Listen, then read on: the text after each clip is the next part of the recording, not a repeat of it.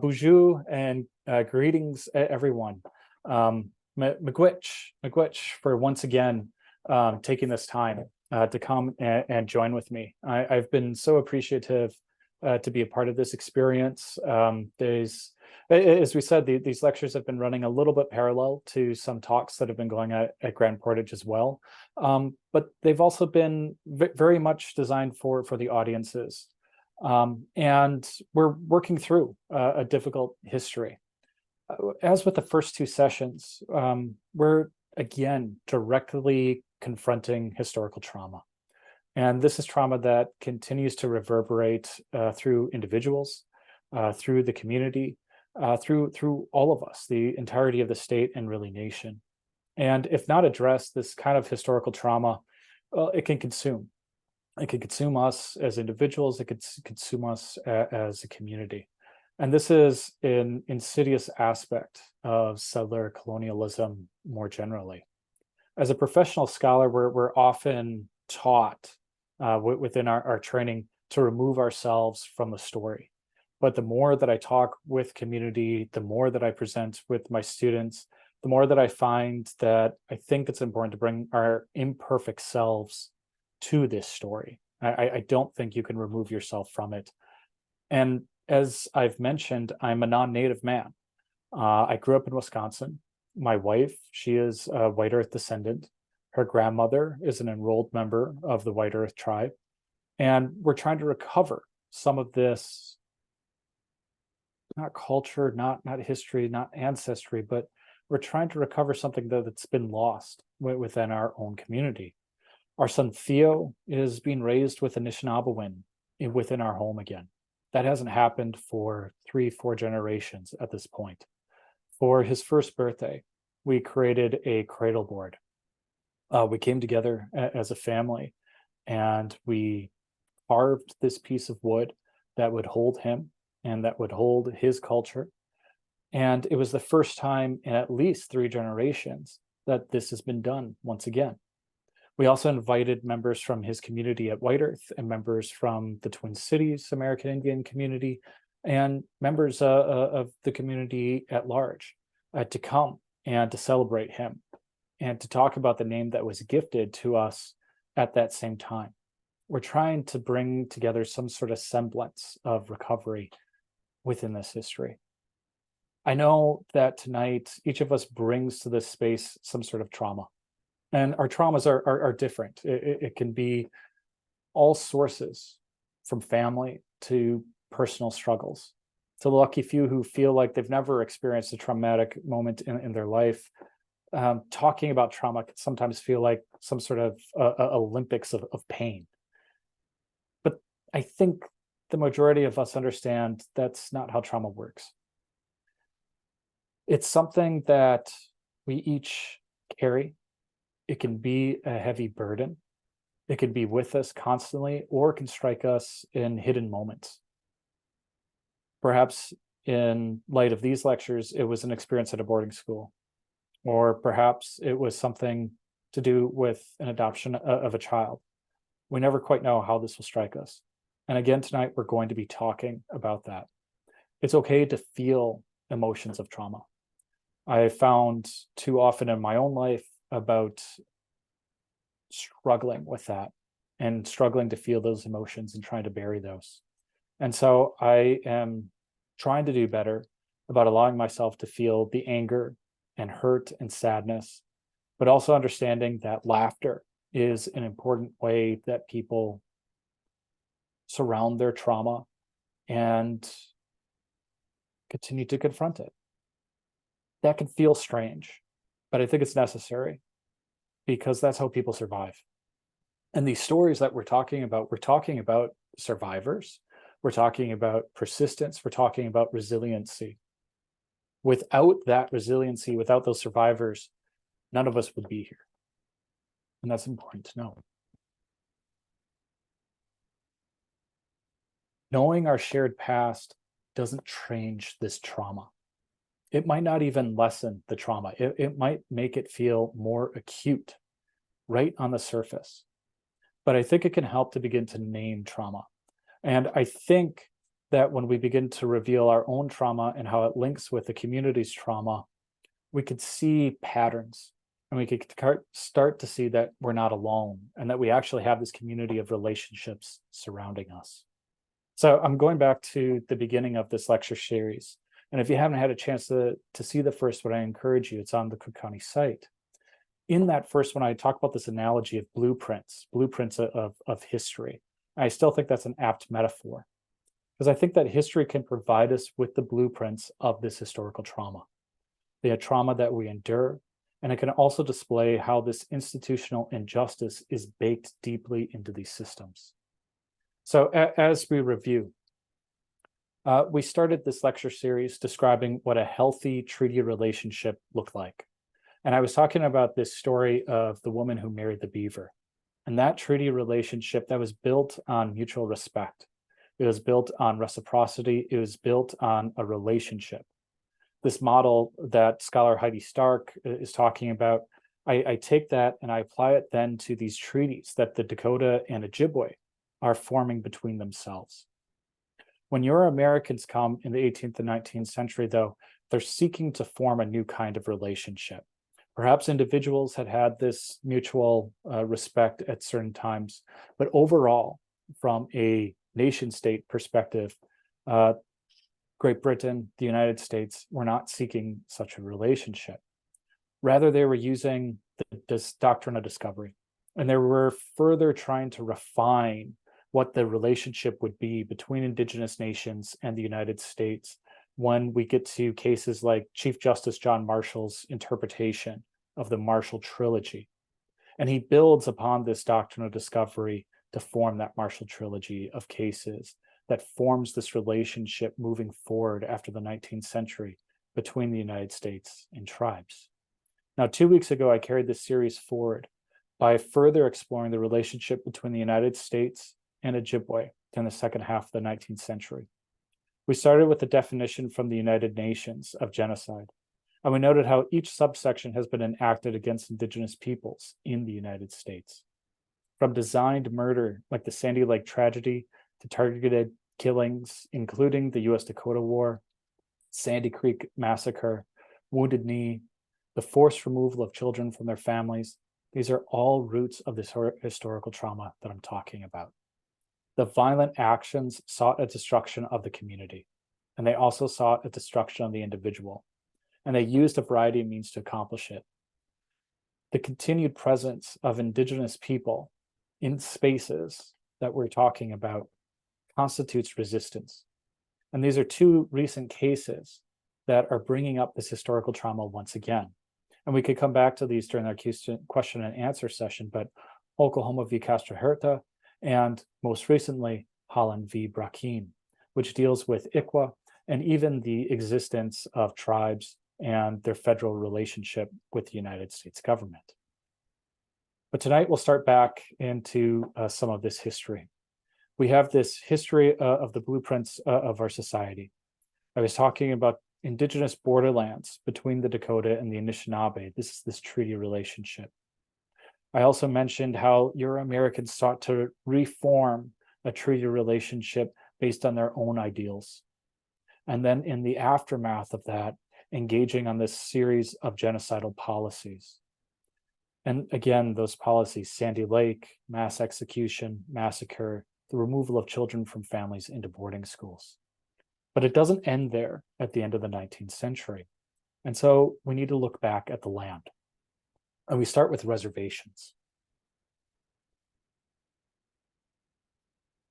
Reservations weren't a new concept for the United States or European powers. The first reservations, they came during the colonial era. The United States itself had instituted a policy of land allotment as early as 1798. By 1871, though, Congress had unilaterally decided it would no longer engage in treaties with American Indian nations. Instead, they were simply going to pass acts through legislation. Now, just prior to this, we have the Grant administration. And in his term of office, he started to pursue something he called the peace policy, in the hopes that it would further avoid violence with American Indian tribes. He was establishing reservations and they would be overseen by religious organizations, but these became very poorly run and ultimately very controversial institutions. Overall, this policy of grant, it's a failure, and it caused a lot more large-scale violence than it had been attempting to avoid. And so Congress wanted a new plan. In this new plan, we enter Henry Dawes. Now, Dawes is a Republican senator from Massachusetts, and he ends up passing some of the most important pieces of Reconstruction legislation in the aftermath of the American Civil War. But he also serves as the chairman of Indian Affairs. And it's in this role that gives him the opportunity for the achievement that will bear his name, the Dawes Act of 1887. The Dawes Act of 1887 was passed by Congress on February 8th, during Grover Cleveland's presidency. And the gist of it is to survey all tribal lands and then to divide this into allotments wherever it was quote unquote advantageous for the nation. In Minnesota, there's a separate act that sometimes gets used when we're talking about the Dawes Act. And it is connected to the Dawes Act in part. That's the Nelson Act of 1889, just 2 years later. It's named after Minnesota Congressman Newt Nelson, and he later becomes a governor of Minnesota. What he's seeking to do in 1889 is to consolidate largely the Ojibwe, largely onto the White Earth Reservation. He's also looking at Red Lake, but White Earth is really the location that he's looking to push all Ojibwe peoples onto. Essentially, he was going to apply the Dawes Act, the National Dawes Act, very narrowly in Minnesota. And then everyone who was Ojibwe, who might have land, would be given a parcel of the White Earth Reservation. This Nelson Act also made it much easier for timber companies. And this was some of the real power behind this Nelson Act. In the act itself, it is specifically allotted non-timber land to Ojibwe families. And it was attempting to push people into farming regions. That's kind of how this act is being brought about. But in reality, it was to reserve timber lands for the big lumber companies in Minnesota so that they could clear white pine from northern Minnesota. So the first lands that were declared surplus were timber lands that could be sold to timber companies. In a very similar way, we look at the General Allotment Act, which is the Dawes Act, another name for the Dawes Act, and we see it on a national-wide scale. This becomes a change in U.S. federal policy towards American Indians.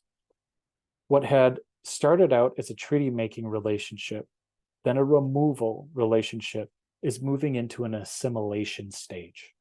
It's a forced assimilation stage. And it's working hand in hand with a concept like the boarding school. So at the boarding school, individuals, children, are going to be taught manufacturing skills, but really agricultural skills. And the idea, of course, that Richard Pratt has is that you will eliminate anything that is indigenous, anything of indigenous culture, and you will push these students, these young people, into what he deemed to be an acceptable cultural position. That of white-style agriculture. Of course, indigenous people knew how to farm. They had been farming for millennia. This was not a new practice, but the way looked a little bit different. The Dawes Act then works hand in hand. Idea being that those students coming back, they might have land. Now they have individual property. And so you're changing your relationship with that land. Rather than some sort of reciprocal relationship where there are shared resources like we see with the Dakota and the Ojibwe in their treaty relationship, we are privatizing. So not only are Euro-Americans looking to privatize and commodify their land, they are forcing the privatization and the commodification of land onto indigenous peoples. No longer can you hold your reservation collectively if that's how you choose to. You have to own it individually. That's a forced assimilation type of practice. The goal is to force Native individuals to farm in this European method. But the other aspect of this goal is to remove as much land as possible from Indigenous ownership. And the way that this was done, this is the allotment itself. If the lands of the reservation exceeded the amount needed for allotment, then the federal government could purchase the land and then sell it to non-native settlers. In this way, 60 million acres were ceded or sold to the government, and non-native homesteads and corporations, they bought up this quote-unquote surplus land. Another way that this happened is that the allotments, when your land was allotted to you, it could not be sold without the permission of the Secretary of the Interior for at least 25 years. This is the United States, they're supposed to be holding their land in trust. But later amendments to the Dawes Act of the law allowed for Native individuals who were quote unquote deemed civilized enough to sell their lands. Now, there were different levels of ownership as well. Non-native individuals could purchase this land and they held it in fee simple. They could buy and sell the land without any oversight. Then there were individuals who the government might believe to be incompetent. And so the United States held legal title. This could be anyone who did not want to take up white-style farming, anyone that the government decided to be was too native, then they would be deemed incompetent. And so they had no ownership, no ability to buy or sell their land. But then you also had individuals who might have mixed background. The government might say you can own your land. For some, they would say you can't, it has to be held in trust. But even with these very patronizing actions, lands were stripped from the people. And between 1887 and 1934, even after allotment, 138 million acres total fell out of Indigenous hands.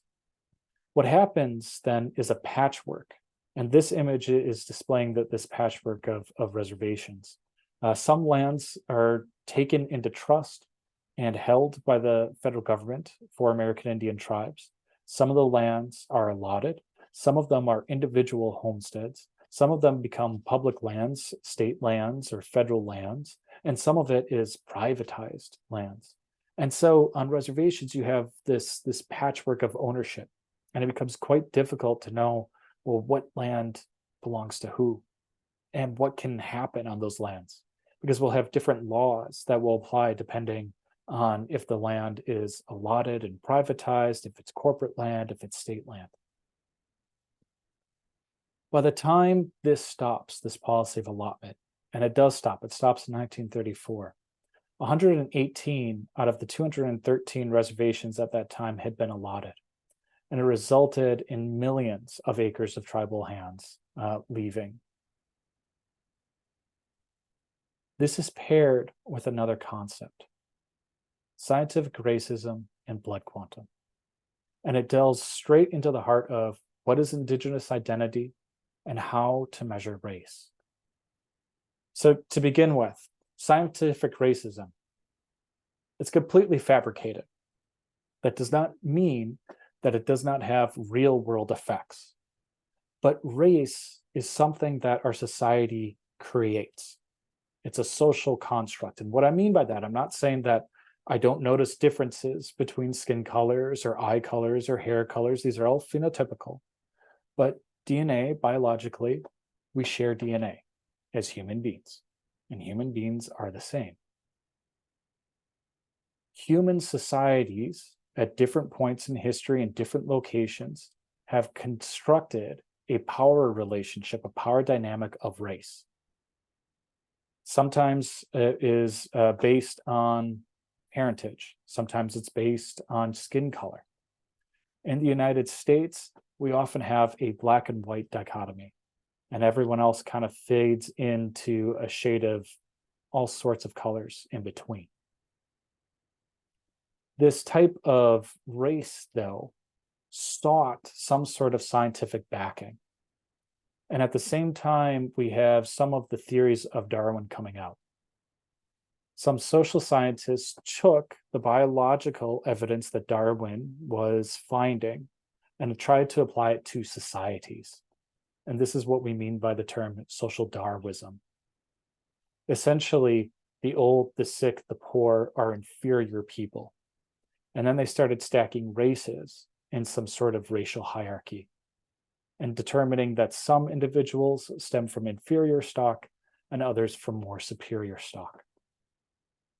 Now, in part, this becomes all tied together. That this is ideas that are floating around from the 17th and 18th century, as well as the 19th century. In the 20th century, in 1916, an American named Madison Grant publishes this into a book that he titles The Passing of the Great Race. And this becomes a manifesto of scientific racism. And it becomes this branch of physical anthropology. He's trying to justify some sort of construction of race. And he's introducing this idea of the Nordic blonde, the Aryan, as the ideal race. And this actually becomes largely influential on academics and politicians throughout the Western world, but particularly in the United States. By the 1930s, it will be repudiated throughout much of the United States. And after 1945, the Holocaust and the genocide of Jewish people, but also Roma people and a whole host of nearly 6 million Jewish people and another 6 million political prisoners and so forth in Nazi Germany. It will be repudiated by Europeans. But this idea is being applied also to Native history in the United States. Grant is articulating this argument that has been at this, well, almost at the surface throughout the 19th century. An idea that Americans, true identifiable Americans, are coming from Nordic stock. But by the turn of the 20th century, they're being quote unquote outbred by inferior stock. He argues that only the Aryan race is responsible for key developments in human history. A very cursory look at all of human history can demonstrate this to be absolutely false. He goes as far as advocating for killing and sterilizing non-white, non-Christian people to achieve a racial purity. Hitler so embraces this message that he apparently wrote to Grant, calling the book his Bible. I talk about Grant because his power and influence is such that he influences the statistics that will later be used in the United States for the Immigration Act of 1924, which places a quota on a certain number of immigrants from nations coming to the United States. I talk about this so much because it is so ingrained in American society at the turn of the 20th century. Paired with this, then, is eugenics. And that is this belief, this practice of trying to improve genetic quality of the human population, a social philosophy. We see it in Nazi Germany, but we also can see it within the United States. Part of that eugenics is determining what kind of blood quantum someone has. Blood quantum is another one of those social constructs. It is trying to determine how much, quote unquote, Indian a person has in them. And these scientists who believed in this physical thought of scientific racism would go out to reservations and measure skin color and hair color and eye color. Some would measure cheekbones and noses in order to say that they could scientifically determine how much blood of an individual one had. And in some cases, this is how some of these rolls, these census rolls on American Indian reservations were formed, determining who had 4/4 or 3/4 or 12/64 of blood within them. This eugenics also raises its head in another way. We talk about it often during World War II, and such quote unquote scientific ideals after the Nuremberg trials lose their favor within the United States, except it doesn't go completely away. In the 1970s, a scientist starts looking into a series of data coming out of Indian Health Services. And what they begin to find is a high number of sterilizations being undertaken of Native women throughout the American West. What had been happening is that individuals were coming in for something like a routine tonsillitis, or another form of some sort of surgery. And at the same time, white doctors would perform hysterectomies. Sometimes they would attempt to receive consent from the women by telling them that such a procedure was reversible. It was not. And sometimes they would just do it, later justifying their action, arguing that they were not intelligent enough to prevent their own pregnancies. What we saw within some of the research from the Government Accounting Office is that 4 of 12 IHS areas, including Albuquerque, Aberdeen, Oklahoma City, and Phoenix, were alleged between 1973 and 1976 to perform over 3,406 sterilizations.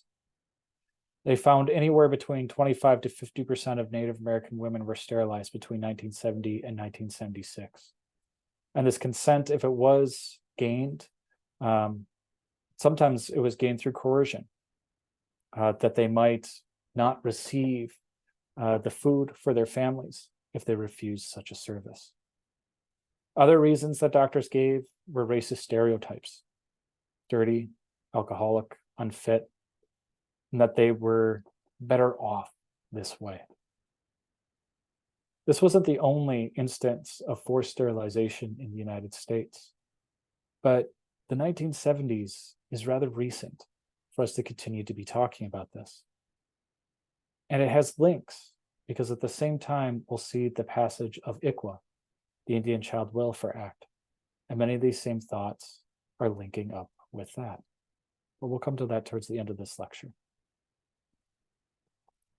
Because paired with this question of race and are you indigenous enough are some of the resistance movements that are coming out during this time.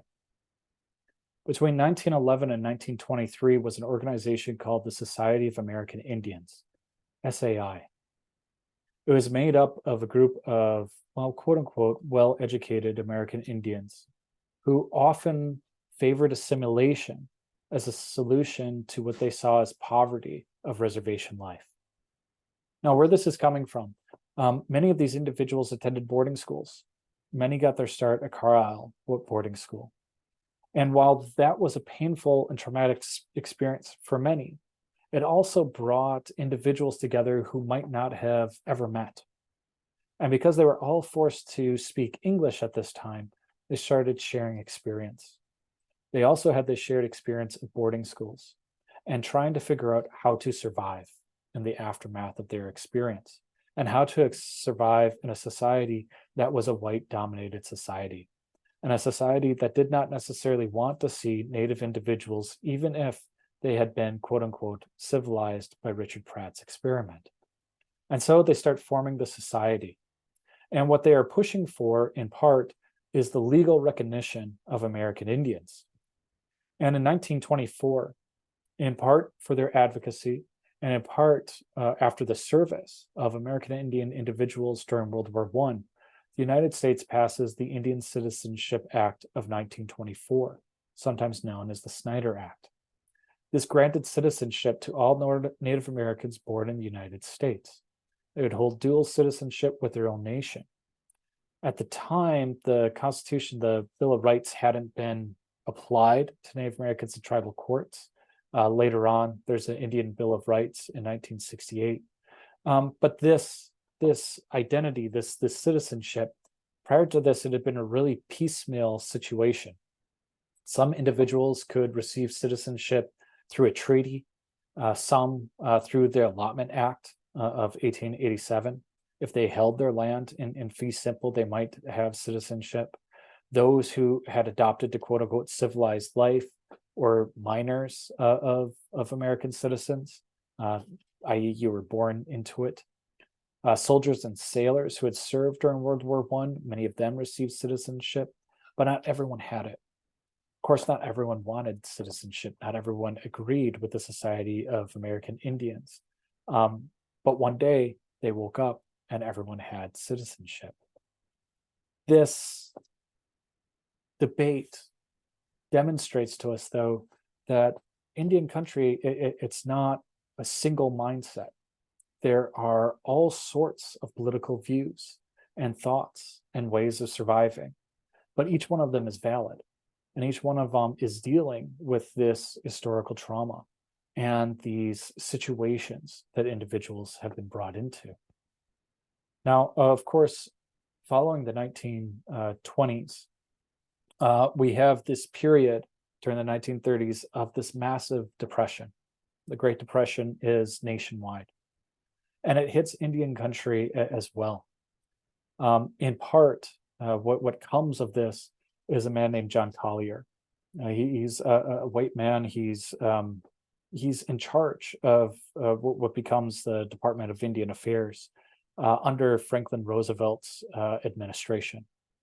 And one of the biggest pushes that he has, and why the Dawes Act ends allotments in 1934, is the Indian Reorganization Act, the IRA. And this Reorganization Act, what Collier has, it's not perfect, but it does begin to shift the relationship between the federal government and American Indian tribes again, towards one of self-determination.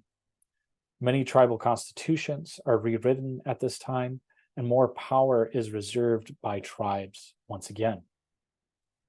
At the same time, Collier is also struggling to see how the Great Depression can be confronted in Indian country. And one of the ideas is essentially the Indian Civilian Conservation Corps. Very similar to the CCC that we might know in the United States, the Indian division of the Civilian Conservation Corps provides opportunities and jobs largely for men to build projects on their home reservations. Over 85,000 tribal members take part on this project. They're able to stay in their homes and to build up all sorts of governmental buildings, including post offices during this time. But after World War II, and after the Great Depression, after World War II, we see yet another shift. And this is coming in the 1950s. Part of it is to pull back the doors that Collier had started to open in this new relationship between the federal government and American Indian tribes. The first part was the relocation policy.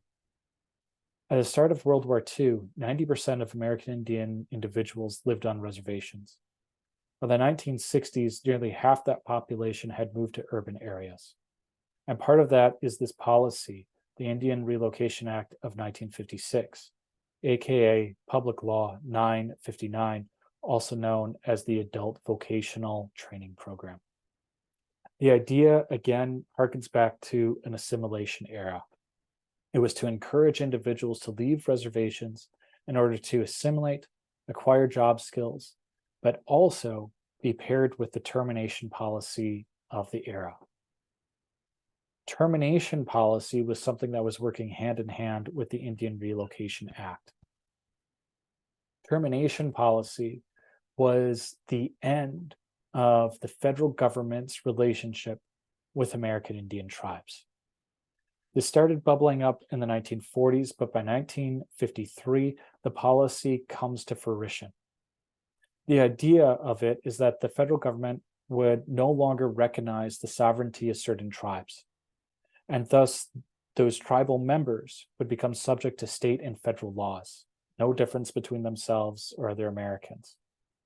The idea behind this was that the federal government wanted to see the complete assimilation of an Indigenous person into the United States.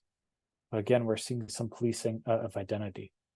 But termination also had some financial gains for the United States.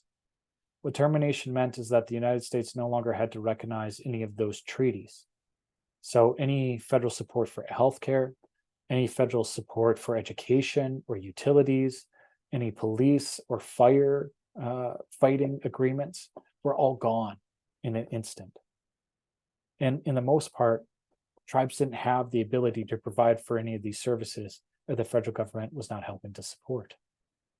The act passed in 1953 called for the immediate termination of the Flathead, the Klamath, the Menominee, Potawatomi, Turtle Mountain, Chippewa, all the tribes in California, New York, Florida, and Texas. They were all terminated, nearly 100 tribes. And that meant that they no longer had these state-to-state relationships. And so you have, on the one hand, the federal government unilaterally no longer recognizing certain tribes, and then attempting to melt people into urban populations in order to eliminate these large populations on reservations. You also have additional laws like Public Law 280 that starts giving more power to states to police American Indian individuals. Out of this at this time is more resistance. And as people start coming together, they start pushing for additional ways of pushing back against US federal policies. So here in Minnesota, we might talk about Red Power, and we might think immediately of AIM, the American Indian Movement, right? And this becomes a force on Franklin Avenue in Minneapolis. Franklin Avenue is one of these locations. It's not an official location for the relocation policy, but it becomes one of those locations where someone might have a family member and they move there, and another one has a family member, and soon there is this community where you can find support in this large urban environment. Well, there were some racist policies at this time, and up and down Franklin Avenue, the Minneapolis police force would target the American Indian population, and there was abuse. Now, we didn't have cell phones at this time to record such actions, and so AIM effectively in the beginning starts as a way to police the police, a way to bring people together to observe. And from that, it becomes a much larger organization with really American Indian women being the power behind this organization for protesting all sorts of injustices and treaties. It's certainly not the only organization, but because it's local, I do like to bring it up. This type of protest continues to this day within a variety of resistance. Anything from treaty rights, where we see fish-ins, where we see rice-ins, where we see berry picking, to a movement that's coming out of Canada, the Idle No More movement that has spread throughout the United States, to things like ICWA and protesting for the protection of children. And so this story of ICWA that really begins to tie everything back together.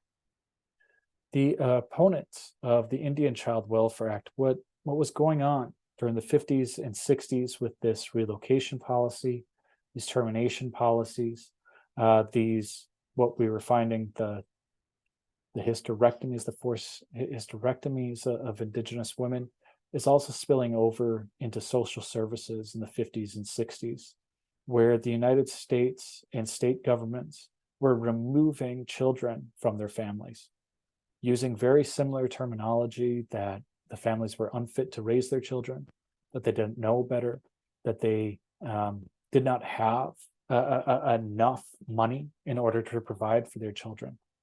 And so what the social services would do is often remove these children from their families and have them put up for adoption by non-native families.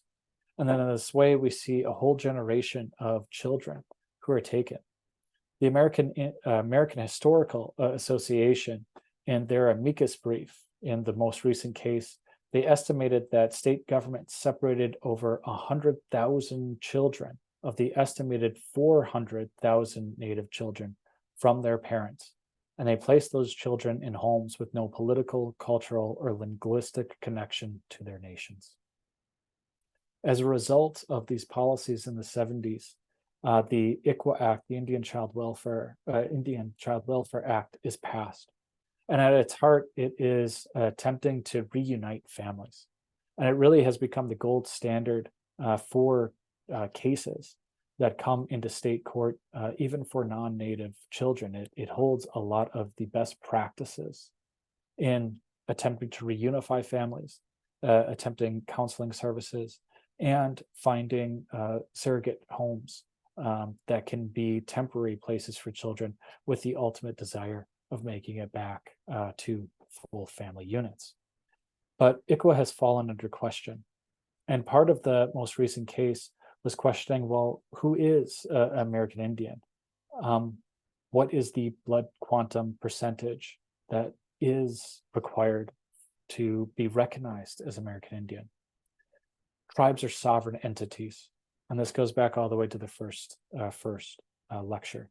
And as part of being sovereign, you have the ability to determine who is a member of your community. And blood quantum is not the way that all tribes note who is a member of their community. For some, descendancy is a better indication. For others, they've discussed language requirements, perhaps cultural teachings, perhaps where you live, reservation or not. And all these things, if we are to actually respect tribal sovereignty, have to be a community decision and not something for outsiders to debate. Furthermore, it was attempting to have some sort of racial test within ICWA. And again, it's a false reading of what tribes are. They are these political entities. And because they are political entities, there isn't this race-based test that some have argued ICWA is attempting to police. It's not about that. It's about trying to restore some of these ties that have been systematically severed. It's about trying to restore this relationship. And it's something that I'm kind of hoping in the time that we have remaining that we can discuss in our Q&A session. It's a lot to try to wrap up these 3 lectures. We haven't talked about the Violence Against Women Act. We haven't talked about gaming. Why do tribes have casinos? We haven't talked about something like DAPL, the Dakota Access Pipeline, or Line 3, or wild rice. But these are all topics, these are all subjects that could have their own series. They're all things that are tied, though, to some of these nuts and bolts. And as a historian, we are often confronted with, well, what to emphasize and what not to emphasize. And of course, I've missed things here. We didn't go into California and the mass genocide in California of hundreds of tribes. We didn't talk about Alaska at all, or the history of colonization of Hawaii. Or we could look even more globally at the resistance of Indigenous peoples.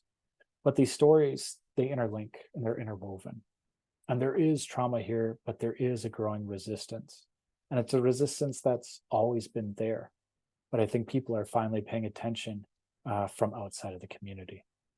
So I wanted to say McWitch and leave my contact information here because I'm hoping that this conversation with you all continues. I'm hoping that you do reach out, that you find resources that I've missed that I can add into my college syllabus, and that I'm happy to provide additional resources if you're interested in any of these individual topics. Because this really was just a survey, these 3 classes, and there's just so much more to dive into. But thank you all.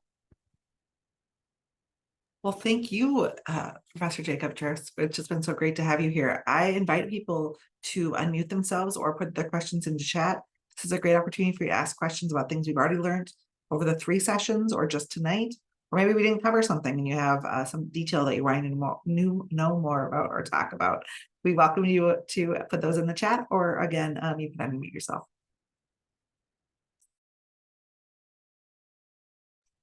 While you're thinking on what your questions might be, I'm going to put in some recording links. We have some really terrific recordings that we've done for previous events, including an understanding the impact of historical trauma that was done by Lindsay McMurran, and that is focused especially on historic trauma as it relates to our Native American neighbors and ourselves.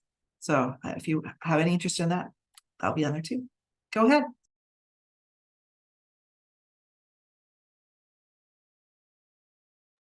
We can't hear it, so unmute. Sorry. Thank you, Professor Jurss. I really appreciate this. And I am a journalist, and one of the things that I am running into now in terms of my work is I've written some profiles about some Indigenous people, and I've worked, I've written a story I wrote a story for National Geographic that involves some members of Red Cliff community, and I'm really sensitive about how to tell their story when they don't necessarily want their story to be told from an outsider. And as a journalist, I'm curious to hear what kind of advice you have. And I know that it's a lot about building relationships, and I'm trying to do that, but oftentimes in my world, I don't have the time required to do the relationship building before the work needs to be done. And that's something that I'm running into, some substantial roadblocks with, and just wondering what, if you have any thoughts on that. That's certainly something that as historians we struggle with too. It's a little bit different, right? It's not in the immediate, but I think a lot of this history continues to impact the present. And you've already previewed it. Relationships are key here. It's hard to helicopter into a location to think that we understand what's going on and then to leave. Doing additional background can often break down some of those barriers. But I think coming in very open and honest to a community, not saying I've got the solution or this is the story I need to tell, but saying I'm very skilled at writing. I'm very skilled at researching. And I think that this is a worthwhile story. Would you be willing to share? And my guess is these are all things that you're doing, that this is not a surprise. But coming in with a humble attitude and saying, how would you like to hear this story presented? Now, there are, of course, professional standards that we have to meet. There are expectations within my field. I've got to use certain citations in order for it to be treated in an academic way. But that's where those partnerships come in. Mm-hmm. Thank you. I would tell, sorry, I was just going to toss out, there actually was just a presentation done just last weekend up here in Grand Marais for the Readers and Writers Festival that was based on fiction, but they did touch upon news that was done as well, that was based on agency and authenticity. And it had a panel of people that were able to speak on that subject, and it's going to be shared on WTIP in the future. So I'll send that out to you once we have that. Oh, thank you. A great resource. Yeah, I appreciate that. Yeah. And thank you so much for this 3-part series. It was so informative. Appreciate it. So glad to have you here. I'm going to read off some more questions, unless Steph, you have a follow-up you want to ask. Awesome. It seems that Bracken was less about the child welfare and really about an attack on tribal sovereignty in order to facilitate economic exploitation. Where do you think the next attack on tribal sovereignty will be focused? Bev, I think you've got it exactly right. That has been my reading on Rakina as well. Unfortunately, Native children were used as something, as a pawn in a broader game here. I think there are moneyed interests behind some of the most recent attacks. And it's hard because I want to focus on the kids at hand, and I want to focus on the families. Yet this has been being used as a Trojan horse. So the next attack, I think they'll find another way at ICWA. I do. I think that those who disagree with it find it to be a soft area within federal law. I think they're wrong. And I think the most recent court ruling shows how firm of ground it is. Hard to hazard a guess where the next attack on tribal sovereignty will be, but treaty rights will always come up. But Congress at any time could come and negate tribal sovereignty. And that's what the Termination Acts did. It was Congress unilaterally saying, no longer are we going to recognize the tribal sovereignty of these 100 or so tribes. And so if Congress in the next session decided to come together and pass a law, they could do it. And the Supreme Court has said that is absolutely legal because they have plenary power over American Indian tribes. And that's what makes federal Indian law so murky. And that's the danger. The only real thing that's preventing it is this relationship and this semblance of relationship. So it could be anything from a extreme Congress deciding to just throw tribal sovereignty out the window, to a slight change on the Supreme Court, to throwing out ICWA once again. I'll positive and put in the chat as well that there is tribal relations training happening in Minnesota that is really working to enforce the sovereignty of tribal nations and the relationship as they work with the state of Minnesota.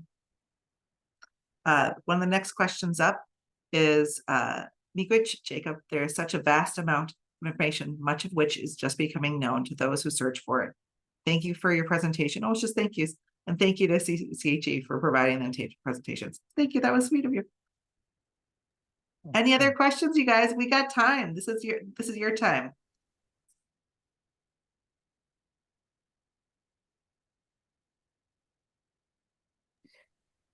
I do have another question. I am curious, in your estimation, are the tribal entities around Lake Superior stronger than other parts of the country? What do you mean by stronger? More integrated with each other and more, I guess, I would say, advanced in terms of protecting their sovereignty.